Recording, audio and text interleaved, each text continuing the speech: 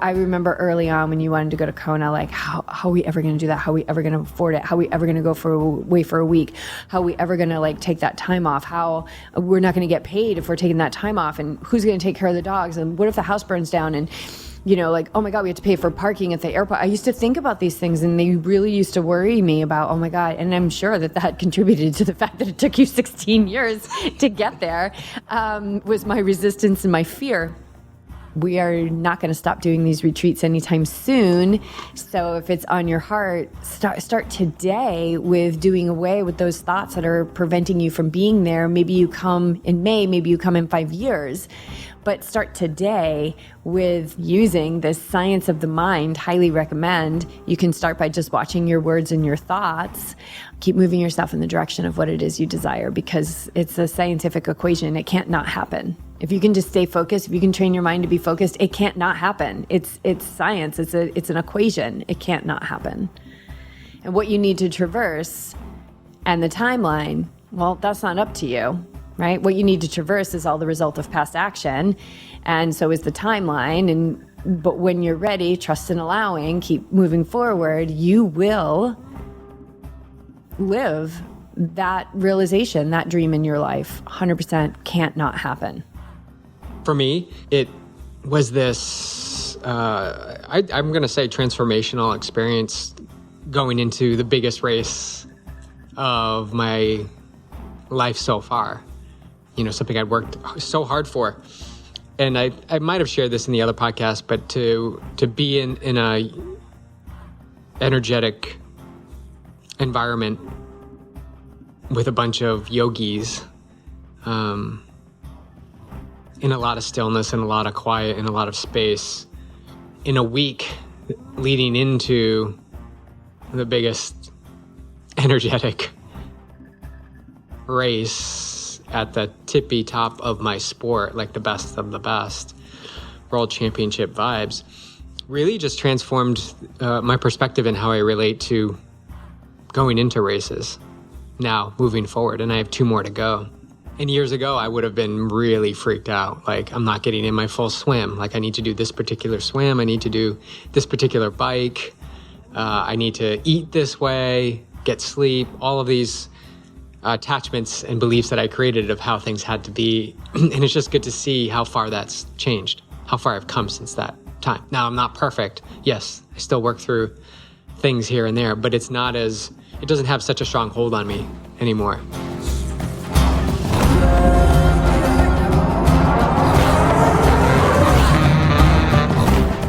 Welcome back to the Yogi Triathlete Podcast. This is our monthly O Show. I'm here with Beej, and we were going to record this last night, and we were both feeling a little bit like done with the day, and we want to be fresh. So, I forget to get coffee.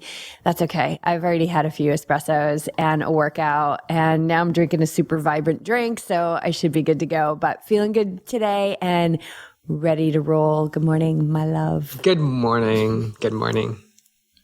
Yeah, we didn't grab the coffee, but we've had plenty of coffee. I've got tea. I'm drinking turmeric tea, dialing that in with some cayenne pepper. Warm from the inside. What do you have over there? I've got some green concoction. Yeah. So back in I think end of June, middle of June, I was talking to one of the athletes I work with, and this person was working with one of the plant-based telehealth physicians that we have interviewed.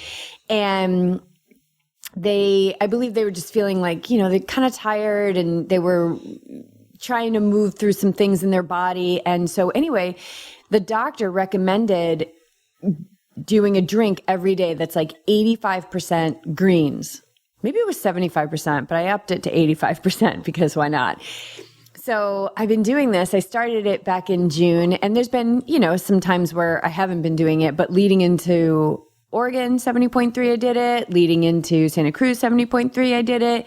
Coming back from 2 weeks in Hawaii and travel and just all the energy that you move through when you do travel, coming back and just getting all of these greens in my body. And it's such an easy way to get your greens. So this is really simple: water, a little bit of pineapple, 1 scoop of Orgain vanilla protein powder, and then a ton of kale and a ton of spinach. And I've been drinking these pretty much daily, and you started drinking them too. Yeah, it's a little shift to the side from my daily smoothie bowl, which I haven't had in a long time. I think last week was the last time I had one. That's because you were busy having how many acai bowls in Florida? How many acai bowls did you have in Hawaii? I think the total amount was 20. Somewhere around 20. If not 20, it was like 21. So we were in Hawaii for 14 days. Yeah, I had a lot of, so it's at least a smoothie bowl a day, sometimes 2. Konas were bigger. Oh, they were so good. So good. But your drink, so it's a deviation from the smoothie bowl where I load it with beets, broccoli, bananas, blueberry, all that, and then I put granola on top. Your drink, when I started to use it, was just so lighter. It's super light. It's like, it's a drink. It's mostly water. This is almost like a juice. Yeah. At this point. Yeah. But it was good. I started to do spinach, pineapple, and water, and a little bit of the protein powder. Now, the Orgain protein powder, I think 1 serving is actually 2 scoops, I want to say. But I don't know. We always do 1, if not less than 1 scoop. If not less than 1, yeah. It's just a little bit of flavor. I always have Juliana Haver in my head. We did an interview with her, and she was just like, why? Why would you want to? I'm sure, I'm just paraphrasing this, but the message that I received from her was like, why would you want something so isolated like that in such a high dose?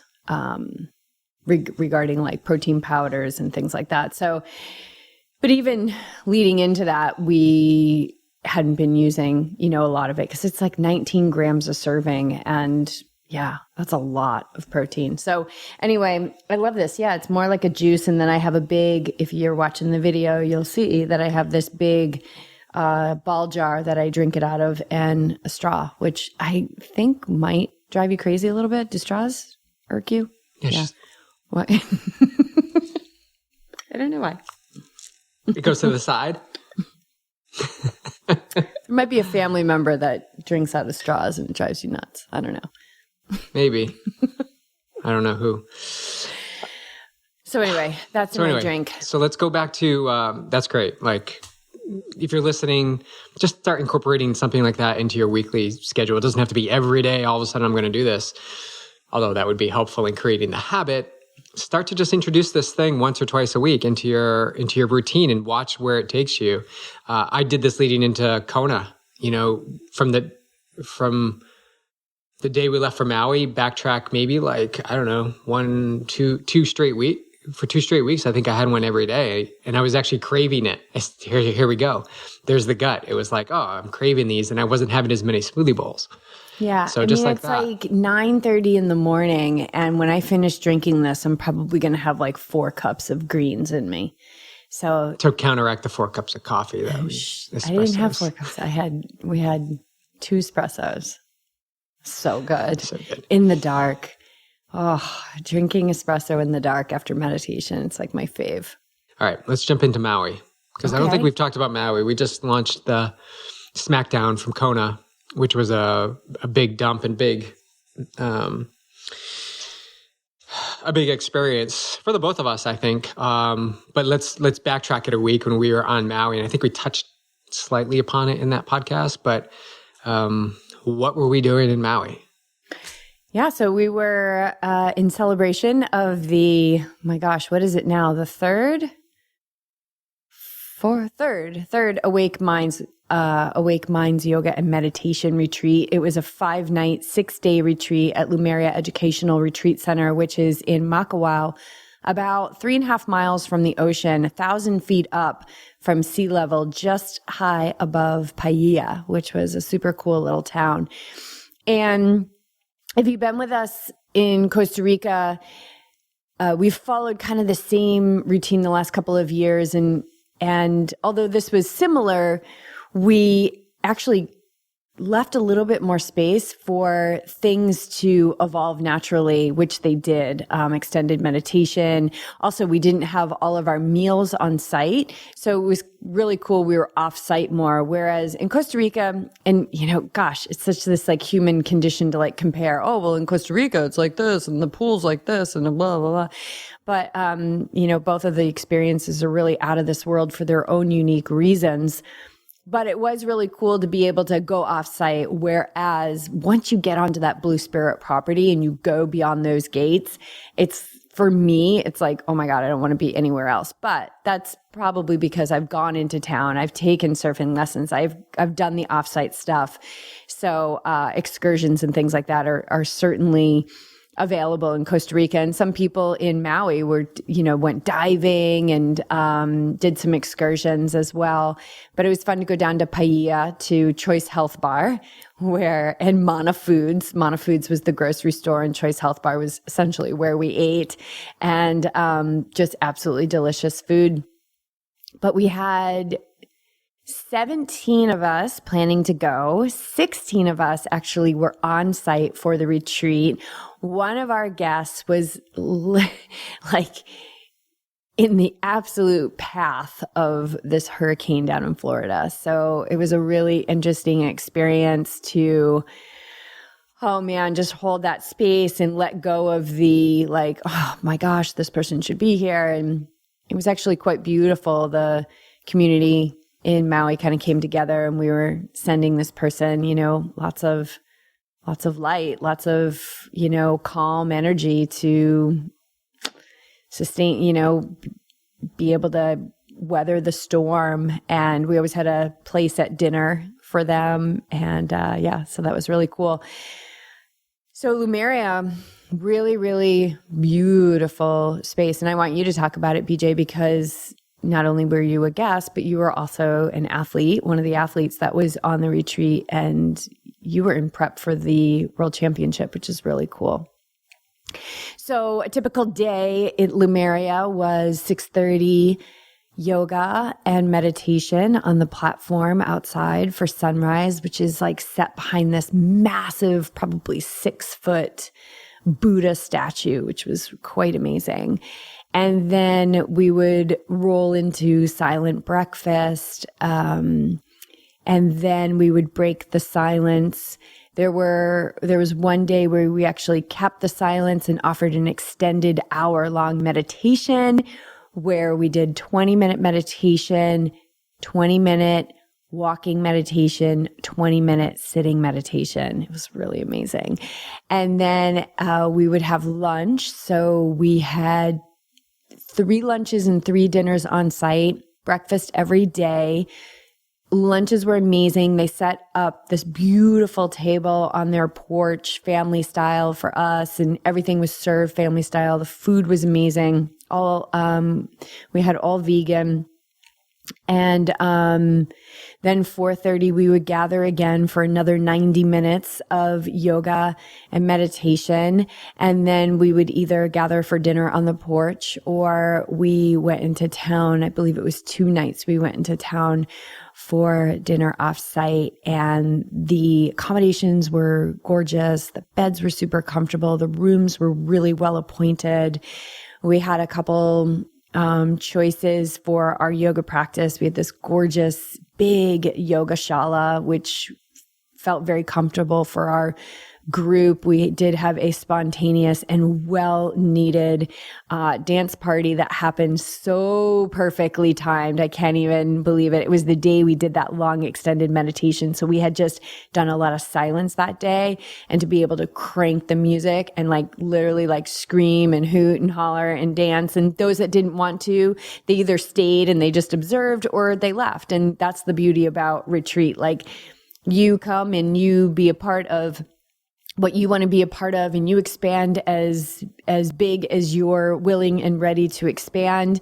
And, we just meet you where you're at and welcome you. Of course, we encourage you to go as big as you can go on those retreats. But Maui is the heart chakra, and it's one of the areas across the globe that people have been called to over the ages. And the answer when we are called somewhere is yes, it has to be yes. It has to be yes. And when we're called somewhere like Maui, it is pretty guaranteed that your stuff will come up.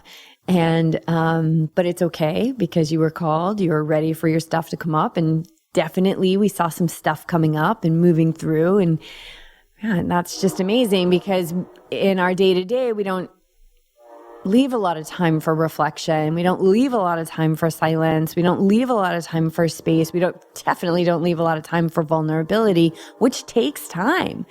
So we saw some really amazing transformations that happened on that retreat. And then once, and the bonds, like the friendships and the bonds, they came together extremely fast.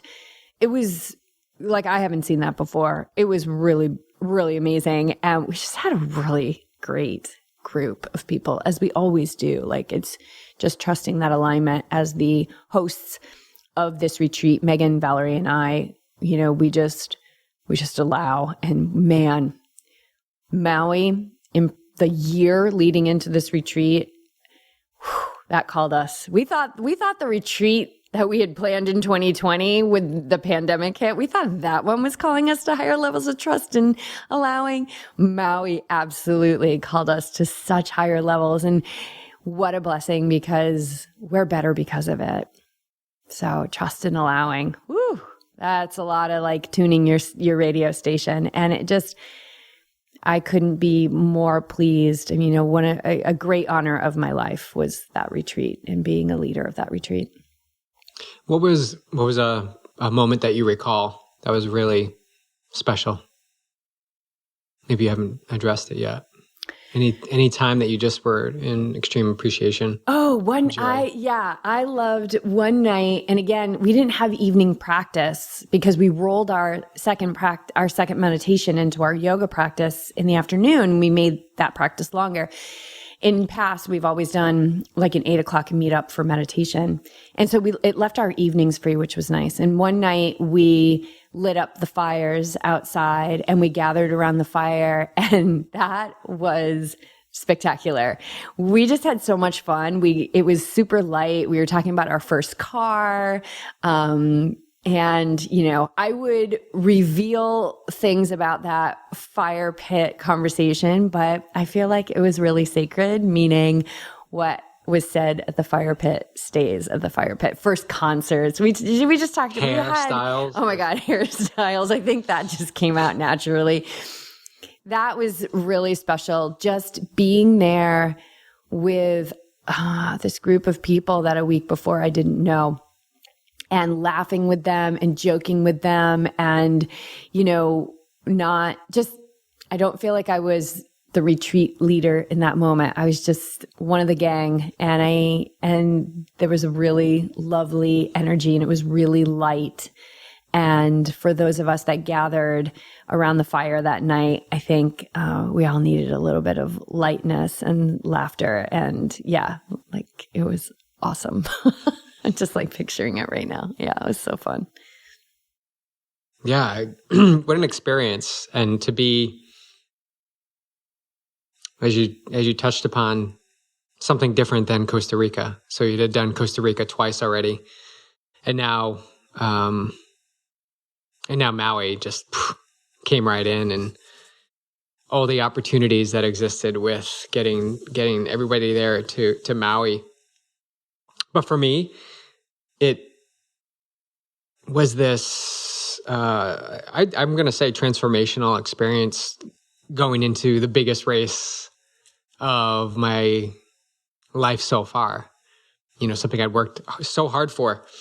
And I might have shared this in the other podcast, but to be in a energetic environment with a bunch of yogis, in a lot of stillness and a lot of quiet and a lot of space, in a week leading into the biggest energetic race at the tippy top of my sport, like the best of the best, World Championship vibes, really just transformed my perspective in how I relate to going into races.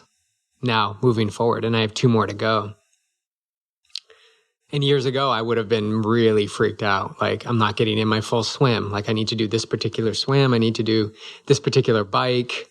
I need to eat this way, get sleep, all of these attachments and beliefs that I created of how things had to be. And it's just good to see how far that's changed, how far I've come since that time. Now, I'm not perfect. Yes, I still work through things here and there, but it doesn't have such a strong hold on me anymore.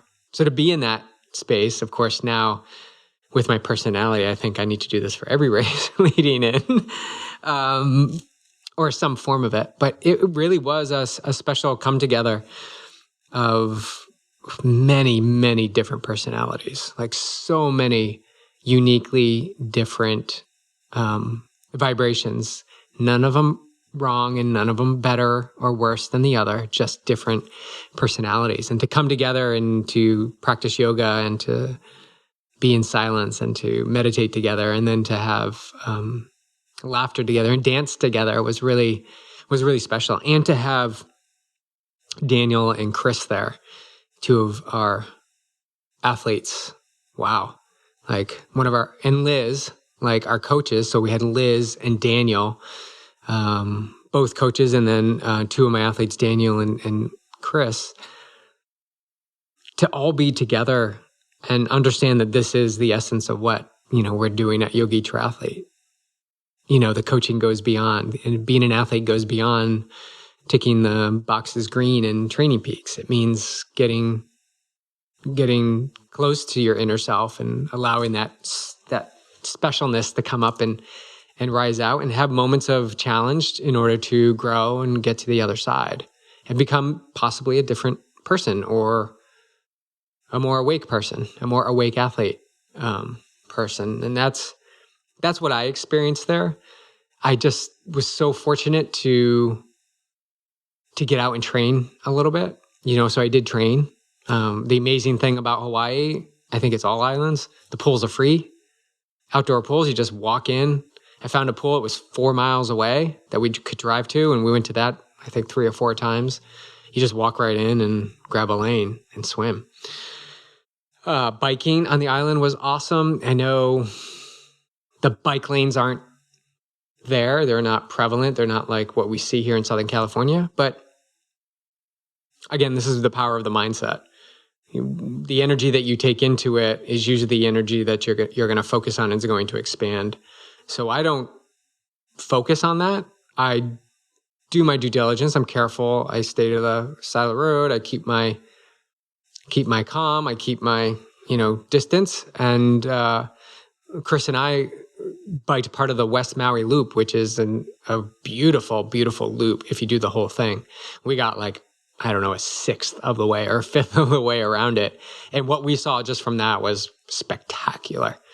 A lot of climbing and just you're right along the edge of the cliffs and you can look down and see all the little farms down there tucked into the cliffs. It was really beautiful. So I was able to do that. And then running, we ran from Lumeria, which isn't ideal, but because you're either going up, or you're either going down to Paia, which is, I think, 3 miles down to Paia. So it was either up or down. One day we did get a ride with you guys because I think you were doing some shopping. So we were able to run down in Paia along the beachfront, which had a bike path that ran behind the airport that we could run on, which is pretty flat.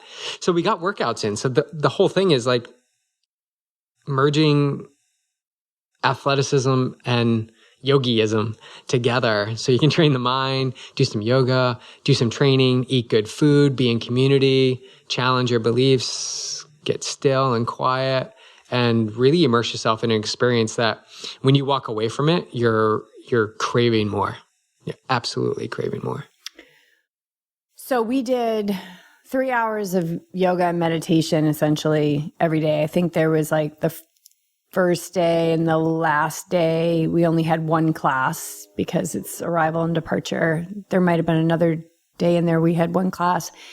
But I'd love for you to speak to like the physicality of that, being on your mat and practicing yoga that many hours per day. Like, How did your body feel after that? It became the norm. It became routine. And then I got home and didn't do 2 yoga practices. And I was like, what? The body was like, what's happening? I can't see another way to do it. I mean, I would actually slip out first thing in the morning and meditate on that platform for 15 minutes. Sometimes Chris and Daniel join me. And you hear, it's like super quiet and dark. And then you just start to hear the world wake up. And the birds start chirping. Maybe the cows you can hear. And the crickets. And the wind starts picking up a little bit. And then the palm trees start bumping into each other. And the bamboo started to rustle. And that makes a unique noise. So all of this started to happen while you're in meditation. You come out and then grab some coffee because the coffee was ready. That's a key point. And then go into a 90-minute practice or 60-minute practice, 70-minute practice, and then some meditation. And the body, not obviously, but for me, obviously, it's stiff. It's a little stiff in the morning. So to practice yoga is just exactly what the body needs to open up and ease its way into the day and to welcome what I'm asking it to do. Because I still trained, I was still moving the body. So I felt there were some days I just felt invincible after yoga, meditation, breakfast, silent breakfast, and swimming, and then coming back and jumping in the pool the pool was really, and the hot tub was like legit hot. Yeah, retreat life is really nice. You can settle. We can settle into it real easy. It was super easy just to like slide into that. And maybe a nap, a siesta in the afternoon. What would you say to athletes or coaches who are apprehensive about a yoga practice as a part of the discipline for training for endurance sports? Who are hesitant? Yeah, apprehensive of it or... Yeah, I would say it's more they're not familiar with it. They're not aware of it. Maybe they're not practicing it themselves. And understand, like everything else, you don't have to do every single pose to maximum level or as frequent the chaturangas, that we do. You don't have to do every one of them. Valerie and Meg were so good at giving options and actually going so far as to put Valerie and me in front of the room and show people, okay, this is what we're talking about. This is how you do it. BJ, go ahead. And this is the modification. And Valerie would demonstrate the modification. So really it comes down to, if these coaches are curious, it's about, can there be flexibility in how you approach the practice of yoga? And can it be slowly incorporated into an athlete's program with modifications at first until they become strong enough to do the poses or feel confident enough to do the full poses? That would be my perspective, because it just takes time. It's this, we talk about it when we were teachers, it's the ego that says, I need to like grunt my way through this class. I need to do warrior. You're going to have me hold it for 2 minutes? I'll hold it for 2 minutes. I've never done it before, but I'm going to do it right now. And you wind up the next day feeling super sore and maybe overstretch something. And that's my experience. So when we were practicing twice a day, it just easeful. There were some times I didn't take Warrior 2 for that long. I would drop my arms, or I'd come in the child's pose. And then there were days I would go explore and go into headstand when that was the option, taking it that level up. But I think it's a massaging of that. It doesn't have to be all or nothing in yoga. And if you're breathing, one thing that I really love, and I know you want to ask something else, but when you're in like half moon and, you're expanding or doing warrior 3 and you're in the balance pose and you fall out, continue to breathe. I always continue to breathe with the class. Everybody's breathing together. Synchronized vinyasa, like breathing together. Even though you're not in the pose, you can still breathe together. And so that shifts awareness away from whatever you're doing, the actual pose, to your breath, which is happening now, which is so great for athletes, because what happens when you have a flat tire on the Queen K? I'm still calm. I'm still breathing. I'm present, aware. I understand that these are the things I need to do to change the tire. Getting frustrated, anxious, intense is only going to exasperate the situation. It's going to bring it to a level that is going to create frustration. So it's ease and calm. Yeah. If I have any hope for my time here on earth, that when I leave this earth, that there is a greater understanding that yoga is not warrior one. That is the asana limb of yoga, which is the physical practice of yoga. But yoga is a sophisticated science of the mind. That's what yoga is. It's an 8-limbed, sophisticated science of the mind. And I didn't know that. And I was practicing yoga. I didn't know that. It's like we have modernized yoga to just be what happens on the mat and like the poses of yoga, but the poses are the vehicle for yoga. The flat tire is the vehicle for the science of the mind to be practiced. And there's so many different styles of the asana practice. And so we practice on these retreats, vinyasa, which is we're vinyasa teachers. Valerie, Megan are vinyasa teachers. But we also practice, the afternoon practice is kind of like a potluck, right? Like you don't really know what the morning practice is going to be a power vinyasa flow.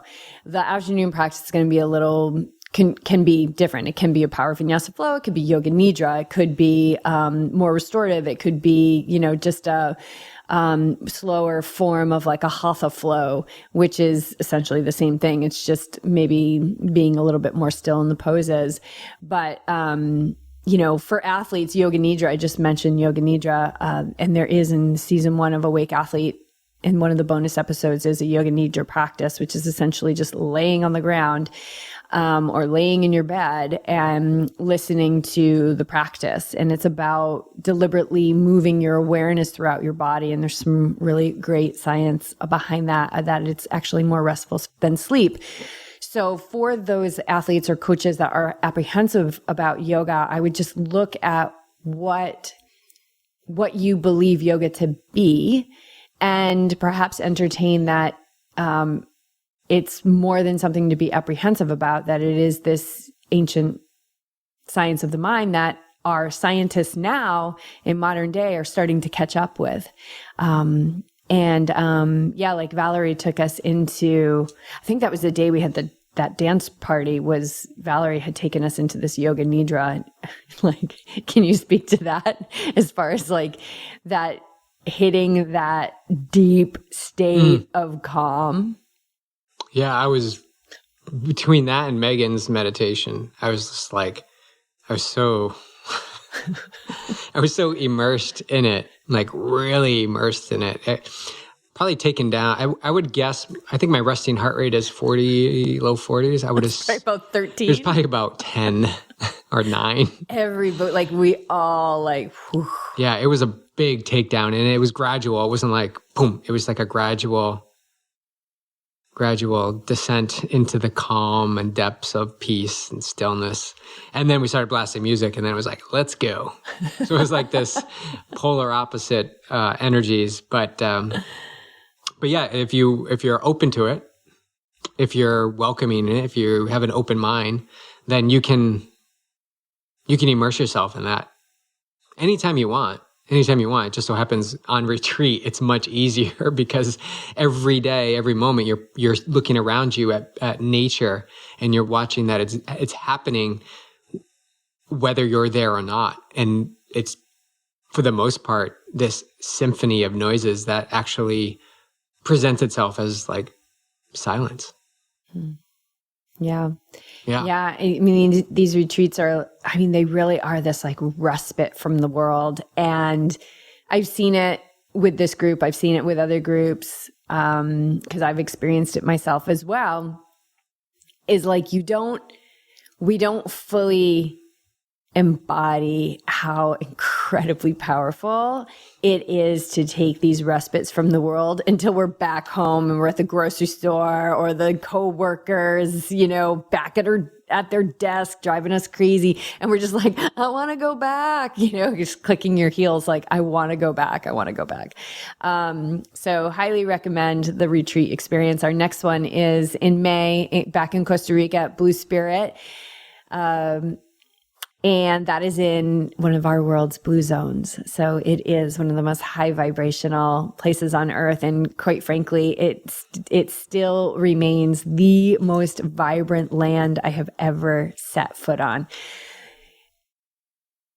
You can just sit for hours and watch the land crabs and the monkey show and the birds and the iguanas and the koi. They have this really beautiful little koi pond area and the trees. I mean, Costa Rica holds 4% of the world's biodiversity. So it's just like, you're tripping for 8 days. It's pretty wild. So that's a 7-night, 8-day retreat. And that's May 13th to the 20th.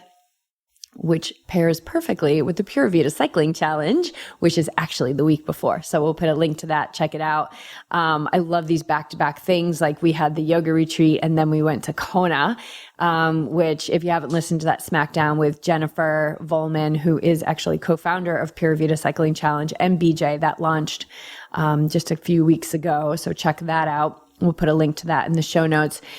But yeah, like if you look at that and go, oh, must be nice, like going away for 2 weeks, or it must be nice doing the Pure Vita, like just look at that, look at that. I used to have that belief too. Same thing. Like how I remember early on when you wanted to go to Kona, like how are we ever going to do that? How are we ever going to afford it? How are we ever going to go away for a week?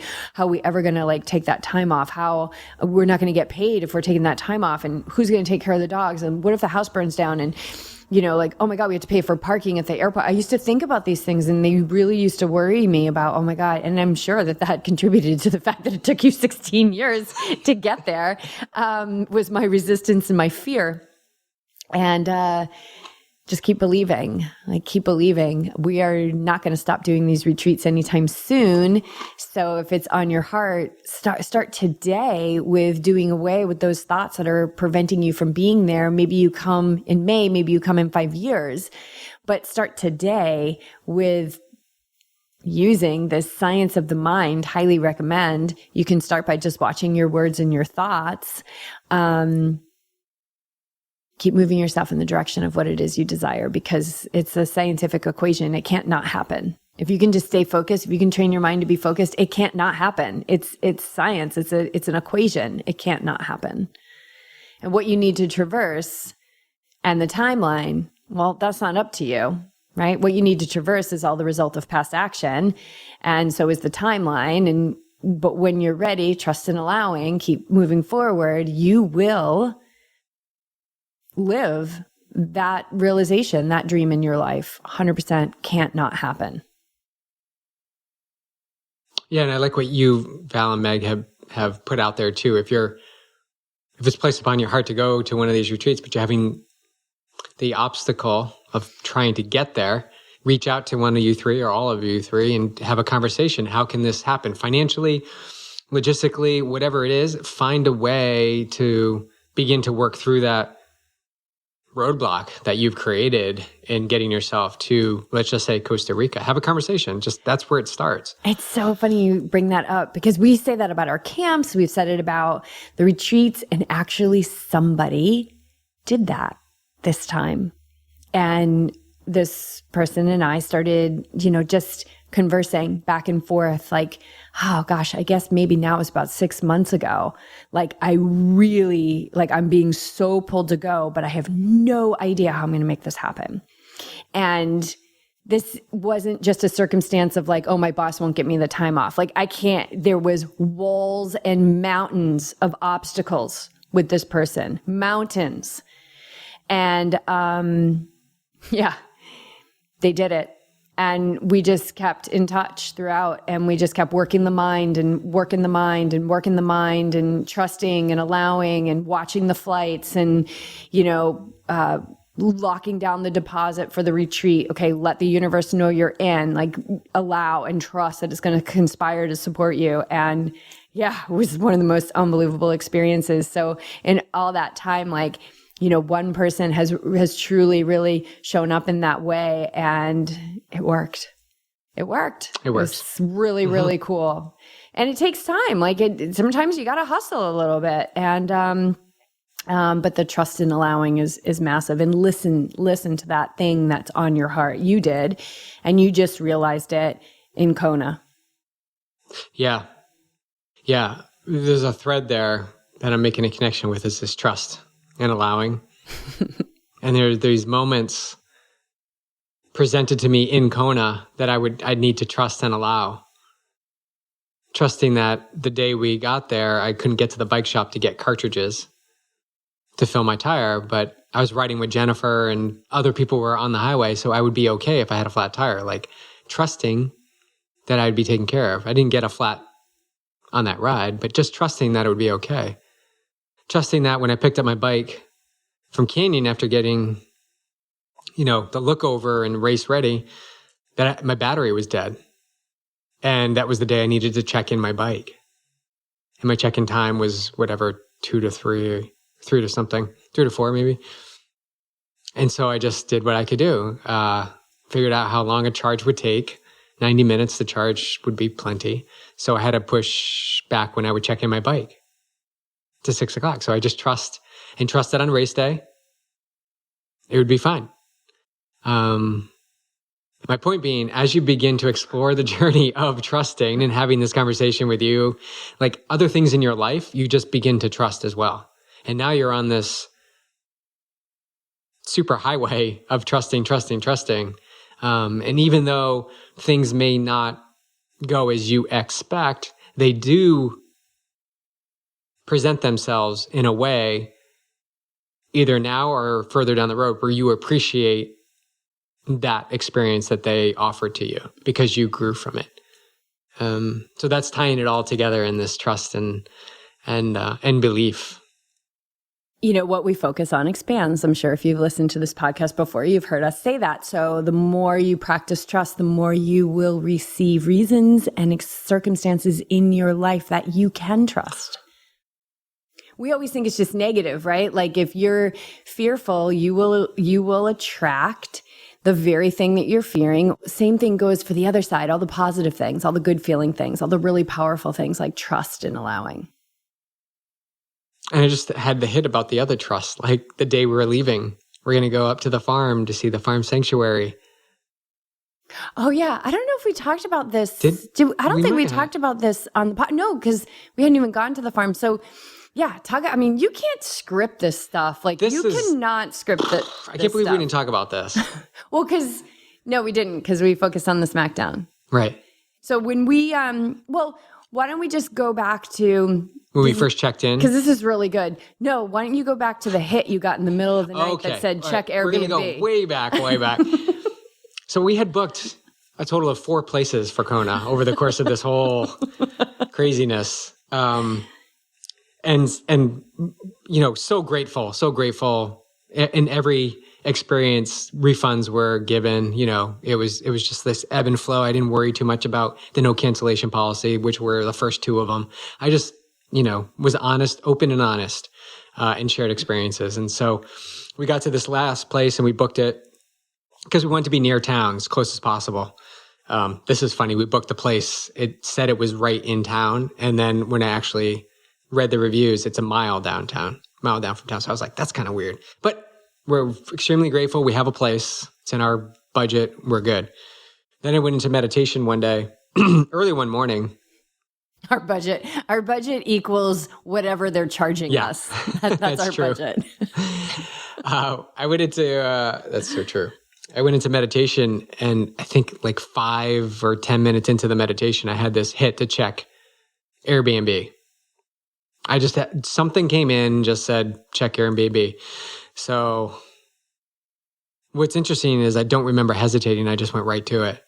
You know, it wasn't like, because usually I'm like, I have an urge to check my email, and I just stay there in it. But this time I just acted on it. Picked up the phone, mid-meditation, looked at Airbnb, found this place because my search is stored right on Palani. And so I booked it. Right there, booked it. And canceled the other place. And come to find out, we arrive on Monday in Kona. We arrive, we take take an Uber down to the place on Palani, and we start to roll up. And we're walking up the stairs because it's on the second floor, and the owner is there, and her name is Rebecca. And she said, "Oh, I got to change something in the place. Is it cool? I usually like to get in before guests come, but I'm so glad you guys are here. Let me open it up for you and check it out, make sure things are good." She was amazing. She is amazing. And so we got talking. She went inside with us and showed us around the place. We got to talking, and she happened to recently purchase a coffee farm up in the hills, and she transformed it into a sanctuary, an animal sanctuary. And we were like, no, come on, this is ridiculous. Talk about alignment. And we started to get on Instagram, and we were chatting about the animals and that we would potentially go visit her sanctuary. But also come to find out, booking the place, she had posted it not too far from when I actually looked at it on Airbnb, and she just posted it up there and didn't really think that it was Kona weekend, so the rates were normal. And then we had booked it, and she looked at it to confirm it, and she was like, "Yeah, I feel good about these people. I feel good about this thing, so I'm going to approve it." And so she approved it, and that's as opposed to jacking up her rates, right? Because it was Kona. She was just like, well, I have a feeling these guys, it was so random. And then come to find out she's got this animal sanctuary, and she invites us up there. And so... And we don't have a car. We don't have a car. And she's 1,300 feet up the mountain. Yeah. And we've got a bike case and suitcases and all this stuff. So we say on Monday, the following Monday after the race when we're leaving, we kind of organize. And so here's the plan. We're going to go to the airport, Uber to the airport. We're going to check in our bags. We're going to pick up a car, her car, one of her cars that her friends used and dropped off at the airport into short-term parking. Just so happened. We're going to pick up that car. We're going to drive to her place, drop that off, see the animals, take a little tour, get to pet the cows, find out what this is all about. And then she was going to drive us back to the airport for our flight. And our bags are already there. And it was like, you just can't script this any better. But this is what happens when, as I said, you just trust and allow and let this life to unfold. You're going to have more experiences like this. Guaranteed, you're going to have more experiences like this. Just stop having a firm grip on how things have to go. I was once there. I know you were too, but I'm going to speak for me. I was super... Oh my God, I was suffocating. It doesn't have to be that way. Loosen the grip, trust, and believe. I believe firmly more than ever that humankind is resolves to good. I do. I really do believe that. And I'm seeing it more and more. Yeah. And maybe that's just because that's what I'm focusing on. Yeah. So we have this new amazing friend, Rebecca. Her Instagram handle is Love All Hawaii, and she's doing amazing things. And, we talked to her about, she's open for donations, and apparently that has been something that her accountant has been talking to her about. And so,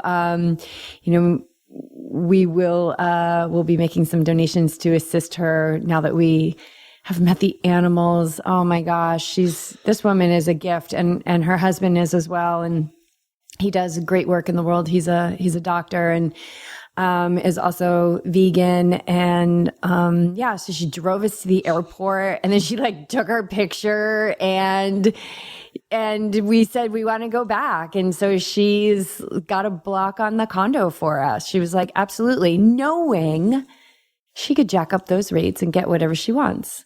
And, that's a woman who's tapped into alignment, and, wow, such a blessing to know her. And it's like all those years of you trying to get to Kona, as so many things in our life, as we continue to relax in the face of fear, relax in the face of trying to control things, relax when everything says don't trust. That's what it is you got to relax. And so you relax by frequently engaging in practices that bring you to calmness. And so when I look back at when you first had this dream many moons ago, it's like if somebody was to say to me, like, oh, you're going to be leading a yoga and meditation retreat at this stunning retreat center. You're going to have an incredible experience. Like BJ's going to be a yoga teacher. You're going to be a yoga teacher. You're going to stay in the most ideal location, like better than a Leahy Drive for the race. And then and you're going to be vegan, and the woman's going to have a farm sanctuary, and she's going to be like a new friend, and she's going to drive. I'd be like, what? No, we're just going to go to Kona. We're going to have to figure out how to pay for it. We're just going to make it happen. And instead we relaxed and we trusted, and the experience was so enriching. And I just can't wait to see what happens from here. What's going to happen today? Just always living in wonder and curiosity. And that curiosity is just such a cornerstone of this science of the mind. We did not come here to go through the grind. We did not come here to go through the motions. We did not come here to be asleep. This world was made for us. We were not made for this world. This world was made. What we were talking to Meditator Bob yesterday. What did he say? It's like we came here to suffer so that we could wake up. I mean, I hope that's not bad news, but that's the truth. We were not made for this world. This world was made for us. It was made to bump us around and make us be scared so that we could wake up to our true nature, which is this allowing, which is this powerful, all-knowing, limitless existence that lives within every single person who's listening to this right now. It's in there. Well, what did happen today? Because you said, I'm just so excited for today. So how did your morning go? Like what? Yeah, alarm went off at 4:15 and I felt really great. Actually woke up just a few minutes before the alarm went off. And one of my fave things right now is like getting at, I love first light. Like sunrise, yeah, it's amazing. But like first light for me is like, I love first light. I love being on the trail at first light where it's just like the dark is like, the light is now coming into the day and the darkness, because the dark and the light can't coexist. And so I put my light, I have a great light on the front of my bike. And so I got out, I meditated, got up, meditated, coffee, medicine cards, and then got on my bike at first light. And so I love that. And went and rode, just did one of our local favorites. We call it the Authors. There's a neighborhood just about 3 miles from here, which is these like awesome 12, 13% climbs in this neighborhood. And there's a great loop. So I went over to the Authors, just an hour ride, did 3 loops and came back home. And it's great quality because I've signed up for Oceanside. What? And I'm also training for Yogi Triathlete Training Camp, where we're going to be doing the Palomar Super Shovel. And then there is also some chatter about Jennifer and I climbing Mount Lemmon when we're there for Ironman Arizona. So yeah, I got to get my climbing back on. I've taken some time off the bike, but one of the really cool things was like I went by. It's a neighborhood, super quiet. Everything's quiet at that time, right? And I noticed this garage door open, and I see this guy out there, and he's got his rowing machine, which he's on, and then he's got his stationary bike right next to it. And we kind of like threw a fist up in the air to each other, like we're winning the day. And and then I did 3 loops up this climb. And then the second time I noticed he was on the bike. And then the third time he was back on the rower. So he's out there like winning the day. He had rolled these things out through his garage. They were kind of like in the driveway as well. And just had a big smile on his face. And it got me thinking actually about like retreats and camps. We thrive in these experiences because we like to commune with like-minded individuals. And I thought to myself, like, but getting up in the morning and getting after it, like doing your meditation, you are communing with like-minded individuals. I recently started using Insight Timer. Insight Timer is so cool because it shows you all the people in your town. They're also meditating. So I'm communing with like-minded individuals when I get up to meditate. I'm not alone. And then I go out there and, we live in this amazing place where physical fitness and mental fitness is like paramount for people here. And we saw that, never more so, I think, than during the pandemic when they were like, stay inside. And the town was like, we're not going to do that. Like, we're going to surf and we're going to run and we're going to walk and we're going to be healthy because that's that's the first line of defense for this thing, is to be healthy, mind and body.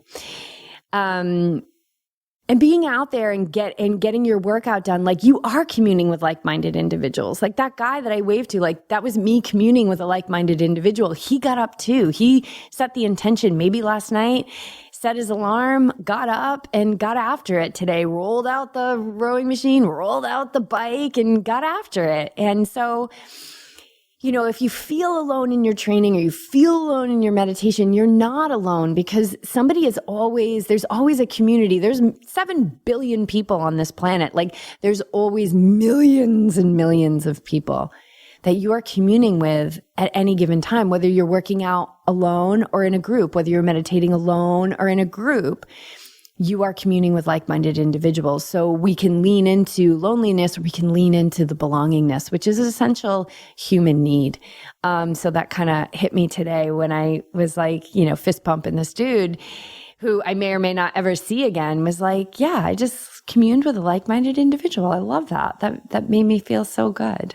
So, and then came back, made my green juice, and here we are.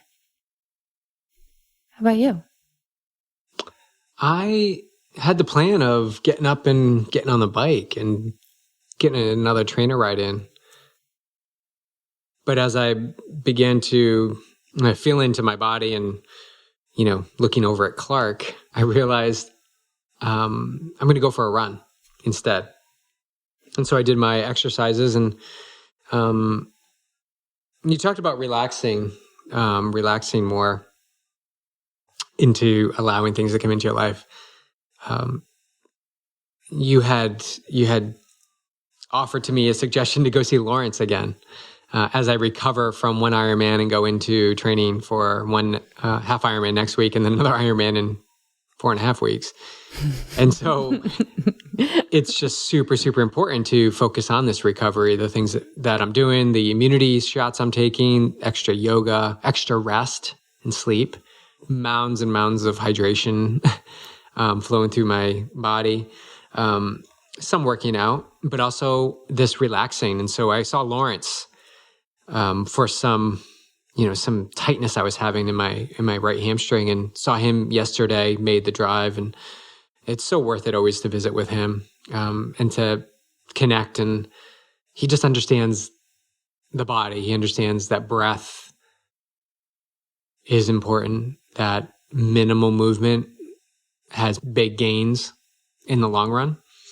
And it's something I've been embracing in between big races. So I'm not efforting to put in big, solid workouts and get back into intensity. What I'm doing instead is having a relaxing, allowing more in my body to free up the fitness that I already have inside.